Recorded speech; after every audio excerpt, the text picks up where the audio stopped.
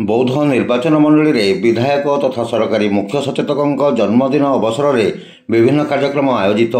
बुधवार अपराह्न 2 घंटा समय सुधा बौद्ध निर्वाचन मंडल विभिन्न स्थान में बौद्ध विधायक तथा सरकारी मुख्य सचेतक सरोज कुमार प्रधान जन्मदिन अवसर में विभिन्न कार्यक्रम आयोजित हो जाइछि। उक्त अवसर में स्वेच्छासेवी अनुष्ठान कार्ड तरफ मुंडापड़ाଠାରେ ଥିବା सुरेखा देवी जराश्रमर अंत्यवासी को खाद्य और वस्त्र प्रदान करा स्वास्थ्य परीक्षा करा।